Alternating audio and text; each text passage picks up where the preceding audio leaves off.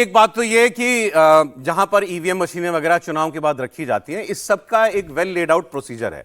हर चुनाव में वही प्रोटोकॉल फॉलो होता है। इतनी जगह कैमरे लगे होते हैं और 3-3 लेयर की सिक्योरिटी होती है। किसी बाहर के आदमी का, जो गैर वांछित आदमी है, उसका ईवीएम तक पहुंच पाना तो नामुमकिन काम है। वहां तक तो कोई जा ही नहीं सकता। कैंडिडेट भी नहीं जा सकता है ईवीएम को अंदर देखने के लिए, उसको भी एक हद तक जाने की परमिशन होती है। तो ये कहना कि वहां पर कोई गड़बड़ी कर लेगा, कोई अंधेरगर्दी मच जाएगी, इसमें तो कोई दम नहीं है। क्योंकि कैमरे, जो सीसीटीवी कैमरे लगे हैं हर चरण पर जो लगे हुए हैं, उसकी फीड बाहर आ रही है। वो बाहर बड़ी बड़ी स्क्रीन पर हर आदमी उसको देख सकता है। वो हर पल निगरानी कर सकता है कि ईवीएम जो रखी हुई है वो सुरक्षित रखी हुई है कि नहीं रखी हुई है। फिर भी ममता बनर्जी का 4 घंटे स्ट्रांग रूम में जाकर कल यूं धरना देना और 2 जगहों पर यूं तमाशा होना, क्या बता रहा है त्रिपाठी जी? ये भी एक अलग किस्म का एग्जिट पोल है कोई? नहीं, देखिए, ममता जी जो कर रही हैं उनको शायद वो दिख रहा है कि पश्चिम बंगाल में हो क्या रहा है। हमारे एक सामाजिक परिवार के सदस्य हैं, उन्होंने एक 3 शब्द का एक फ्रेज लिख के भेजा, नारी माया अगोचर। इसका मतलब ये होता है कि जब दैवी शक्ति कुछ काम करती है तो उसको समझना मनुष्य के वश के बाहर हो जाता है। पश्चिम बंगाल में जो कुछ हो रहा है वो लगभग वही स्थिति होती हुई दिख रही है। और हम लोग लगातार बात कर रहे हैं कि ये वो ममता बनर्जी तो है ही नहीं जिसके लिए हम लोग जानते थे, जिस ममता बनर्जी को हम लोग एक तरह से कहें कि स्ट्रांग लीडर के तौर पर देखते थे, वो ममता बनर्जी तो ये है नहीं। और जब किसी को ये कहना पड़ जाए कि ये तो हमारा एरिया है, तो फिर तो बड़ा मामला गड़बड़ हो जाता है। देश में कोई मुख्यमंत्री अपनी कॉन्स्टिट्यूंसी में कहे कि ये हमारा एरिया है, तो एरिया किसका होता है वो कोई बताने की जरूरत नहीं है। लेकिन इसका मतलब ये है कि डर बहुत ज्यादा है। जिस भय की बात की जा रही थी वो भय अब लोगों के दिमाग से निकलकर सत्ताधारी पार्टी के शीर्ष नेता के दिमाग में आ गया है। और इसका सीधा सा मतलब यह कि जो पावर था वो दिमाग से निकल चुका है, वहां भय ने जगह ले ली है। इसका मतलब पावर कहीं और शिफ्ट हुआ है। पावर कहां शिफ्ट हुआ है? शुभेंदु अधिकारी के पास। यह बहुत साफ साफ दिख रहा है। और इसीलिए मुझे लगता है कि अब इसमें कोई कंफ्यूजन नहीं है। अब कोई, मतलब मैं बार बार कह रहा हूं, कोई चमत्कार हो जाए, कुछ ऐसा हो जाए जिसकी किसी ने कल्पना नहीं की हो, वरना ममता बनर्जी के ये जाने के लक्षण है। उनका काम पूरा हो चुका है। जो करने के लिए जिनको नियति ने तय किया था वो होता हुआ दिख रहा है। अच्छा, कोलकाता के जिस स्ट्रांग रूम के बाहर कल रात को हंगामा हुआ था, मैंने आपको बताया कुणाल घोष और शशि पांजा टीएमसी से वहां पर पहुंचे थे। आज भी वहां पर हालात काफी तनावपूर्ण है।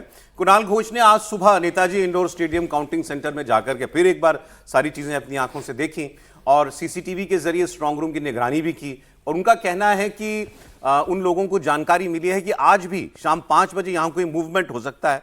फिर पुलिस पोस्टल बैलेट यहां पर लाए जा सकते हैं। इसलिए इस बार हमने अपने विटनेस को मौजूद रहने के लिए कहा है। ये तो सील्ड स्ट्रांग रूम है ना, तो अचानक हम लोग देखा सील्ड स्ट्रांग रूम वो खोल के कुछ लोग अंदर मूवमेंट हो रहा है। क्या मूवमेंट हो रहा है, कैसे मूवमेंट हो रहा है, क्यों होगा? इसीलिए हमारा प्रोटेस्ट था। हम लोग जानना चाहते थे। तो वो लोग बोल रहे हैं हम भेजा है, हम मेल भेजा है। और अगर आप लोग मेल भेजा है तो घुसने क्यों नहीं दे रहा है? आप इन्विटेशन लेटर भेज रहे हो और खाने के लिए कुछ भी नहीं हो, डिनर टेबल पे नहीं बैठने दे रहे हो, तो वो इन्विटेशन लेटर का क्या मतलब था?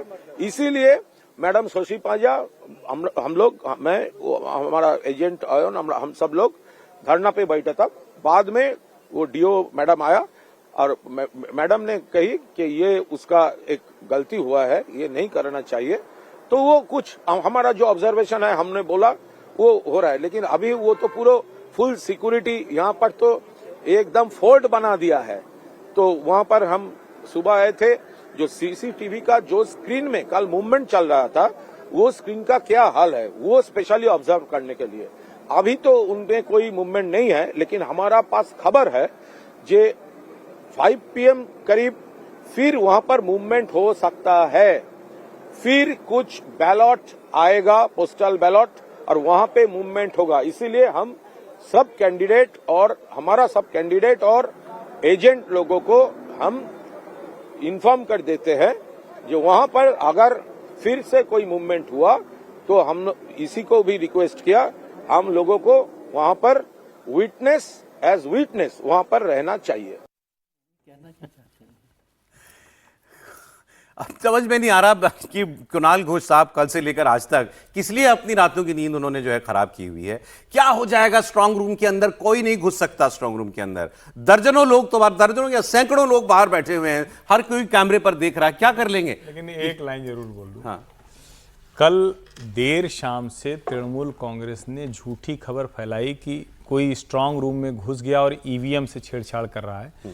कुणाल घोष जी अब बता रहे हैं कि ऐसा कुछ नहीं है, सब कुछ हो गया था। और एक लाइन उन्होंने बोली कि एकदम किला बना दिया है, इतनी जबरदस्त। अरे भाई, जब इतनी इस वक्त किलेबंदी की ही जरूरत है तो एक तरफ आप कह रहे हैं कि इतना सेफ है, फिर अफवाह क्यों फैला रहे हैं, झूठ क्यों बोल रहे हैं? इस तरह की जो कोशिश होती है कि अरे बड़ी गड़बड़ हो गई, मशीन में कुछ गड़बड़ हुई, ये अफवाह क्यों फैला? सर दूसरा मैं पूछ रहा हूँ, बचा क्या है? मतलब चुनाव हो गया, ईवीएम सील हो गई हैं, अब जो होगा 4 तारीख को होगा, उस बीच में क्या लोग नेता लोग दौड़ भाग करके कर लेंगे? कुछ नहीं सर, एक तो देखिए इलेक्शन का जो सिस्टम है उसको समझने की ज़रूरत है। ये जो बोल रहे हैं, कल रात को भी मैं कहीं था चैनल पर, तब भी ये बात हुई, मैंने कहा कि आप इसको समझने की ज़रूरत है कि इलेक्शन सिस्टम में होता क्या है, कि ये जो ईवीएम्स हैं वो कोई अकेला लेके नहीं जा सकता वहाँ पे, इलेक्शन ऑफिसर्स भी नहीं ले जाते। जब वो इलेक्शन मशीन्स ईवीएम बंद होती हैं तो उस समय जो पॉलिटिकल एजेंट हैं उनके साइन होते हैं, उनके सामने वो सील होती है, उस सील पर भी साइन होते हैं, ठीक है। फिर जब वो स्ट्रांग रूम में जा रही होती हैं तो पॉलिटिकल पार्टीज़ को अलाउ किया जाता है, उसको फॉलो कर सकते हैं।